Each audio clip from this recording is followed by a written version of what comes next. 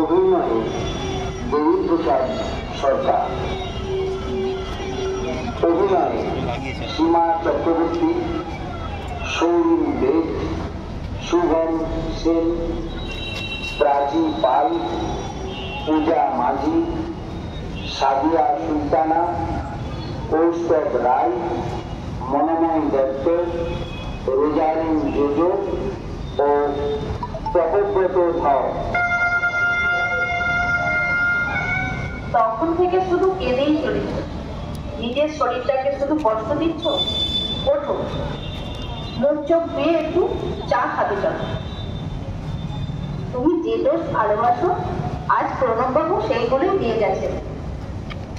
খোকা এরকম দোষ পছন্দ করত, তাই না? তোমার মনে আছে ছোট থেকে যখন মা বাবা বলতে শুরু করেছে তখন থেকেই এই দোষ খেতে সেও ভালোবাসত। ওগুলো আমি খাবো না, রেখে দাও। খোকা খোকা যদি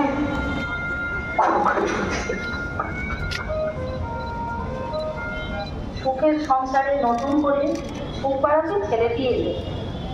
আনন্দ হুল্লোড় হইচই করে সবাইকে মাতিয়ে রাখতো।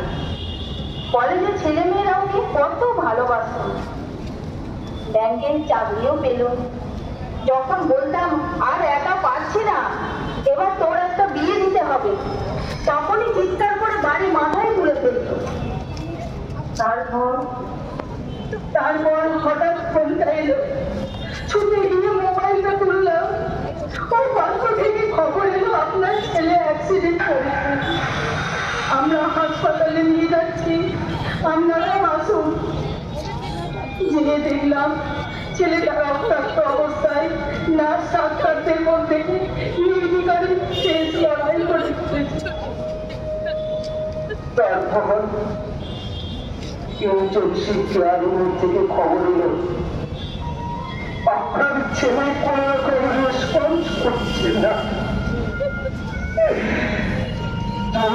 দেখলাম কাছের ঘরের ভেতর কৃত্রিম সব যন্ত্রপাতি দিয়ে তার শরীরটাকে শুধুমাত্র ধরে রাখা হয়েছে।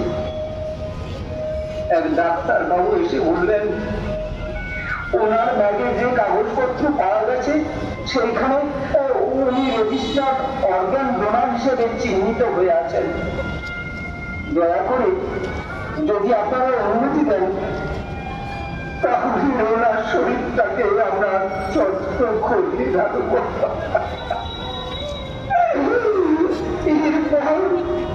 এরপর কয়েকটা কাগজের সই করিয়ে আমরা বেরিয়ে এসেছিলাম।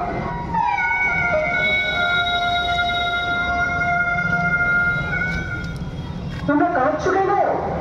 আমি তোমাদের ঘরে নিয়ে তোমাদের কাছে খাবার চাইছি না, আদর আতিথ্যতা করছি না বলেই তোমরা ধরে নিলে আমি মারা গেছি।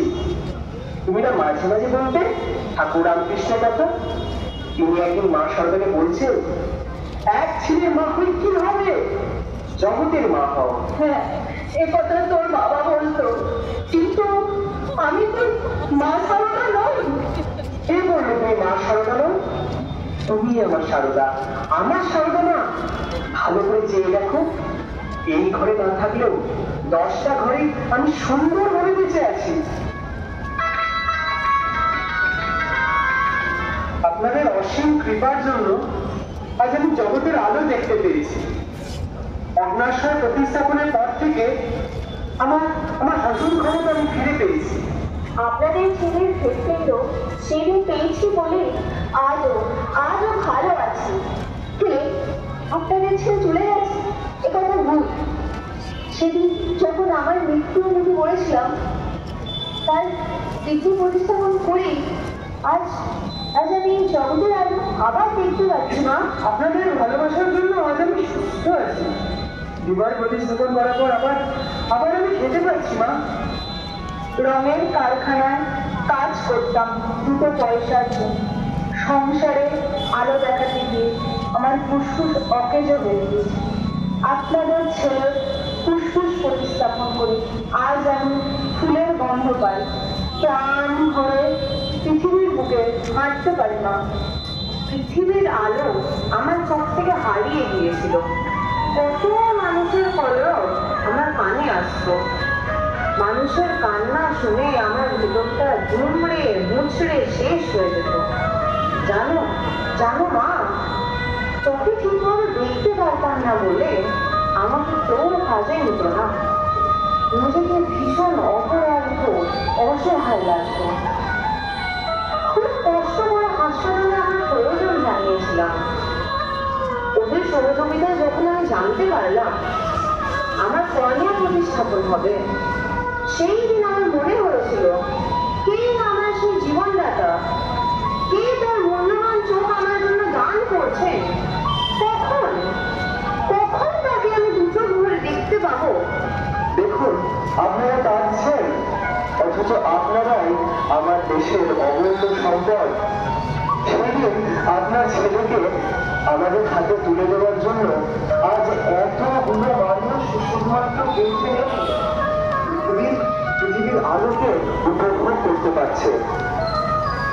শুধুমাত্র এই মানুষগুলো জীবন নিয়ে বেঁচে আছে তা নয়, ভালো করে অন্তঃস্থল থেকে দৃষ্টি দিয়ে দেখুন, এই অমূল্য সম্পদকে যারা তাদের ছেলের যখন মৃত্যুর পথে এগিয়ে যাচ্ছে, সেই ভয়ঙ্কর মুহূর্তে ওনাদের ছেলের অর্গান ডোনেট করতে সম্মত হয়েছিলেন।